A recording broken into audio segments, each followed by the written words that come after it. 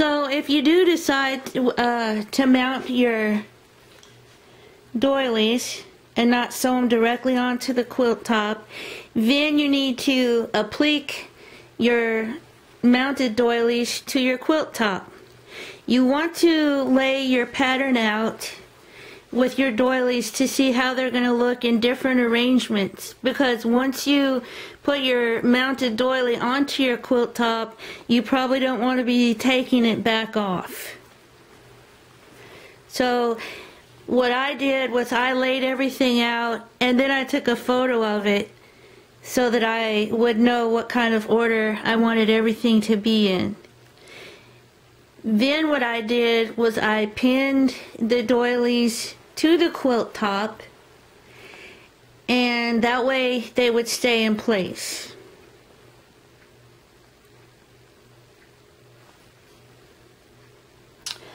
Okay, the next thing you're going to do after you mount your doilies is choose a backing. My backing is just the same fabric as my center strip on the top of the quilt. And once again, you don't want to make anything probably too complicated. Okay, the next thing you're going to do is choose your batting. I chose a thin all cotton batting because I'm kind of going for a primitive old-fashioned type quilt, and I wanted it not to be too heavy. But you can use any type of batting you want. You can use the real fluffy fiber-based batting that makes your quilts really poofy if you want to. The main thing is when you choose your batting will give you instructions on how much space you can have where there's no quilting, to where your batting's not going to ball up inside of your quilt when you wash it. You can see on my quilting right here, there's not a whole lot of space between. And this is one reason that I chose small doilies, because all of this space in here is not going to get quilted. So you want that space to be minimized. This doily right here has a big material fabric space in the middle of it, so I could use a little bit bigger doily because I actually have quilted inside of the doily. Can kind of see there.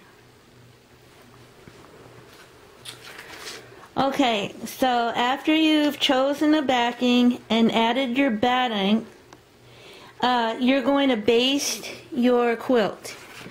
Another comment about batting, you want to make sure that both the back of your quilt and your batting, that you have extra on every side, both sides and both ends of your quilt. You probably don't need this much extra. I probably went overboard, but you always want to have more backing and more batting than you do. You want that to be larger than your quilt top. Otherwise, you'll end up having to cut off some of your quilt top, and you don't want to do that. Okay, basting is nothing but great big, ginormous stitches. Let me find some. Here's some right here. Okay, you see this big stitch right here? And whenever you make a quilt, you quilt from the center and work your way out. If you start at one end, by the time you get to the end of your quilt, all your material will be bunched up and your quilt won't lay flat. So you start in the center and you quilt out, and you baste the same way. And like I said, basting is nothing but great big stitches that are going to hold your quilt in place while you're going through the quilting process. Here's some more basting stitches right here. You can't see it very good because it's light green, but Basically, all it is, it doesn't take but a few minutes, and you're going to baste from the center out and make all kind of lines like a grid across your quilt to keep everything in place until you get it quilted down. Also, I was going to talk a minute about thread. I did not use any kind of fancy thread for this quilt. Most of my thread, here's part of my collection, I got at yard sales. It's nothing fancy.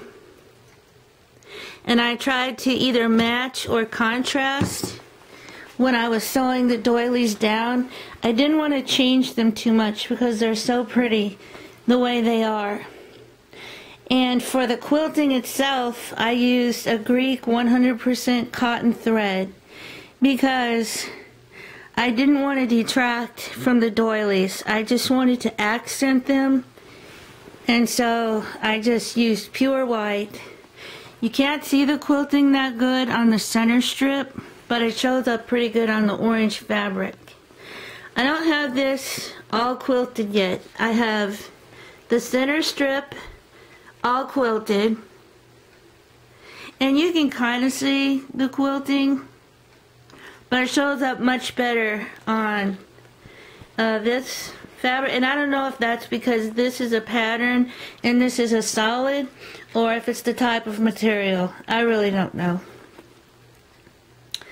But anyway, so I've got 1/3 of it quilted. This side I have not even started yet. And this side I have, I don't know, a little bit of it done. I'll get there. Okay, so once you get your basting down, you're going to choose a quilt pattern. Obviously, I chose a daisy. And I have been freehanding my quilts, but you can make a pattern. Like a good type size would be like a paper snack plate, and you just draw or trace whatever it is that you're going to use. You can use leaves, flowers, butterflies. You can use geometric shapes. Try to do something simple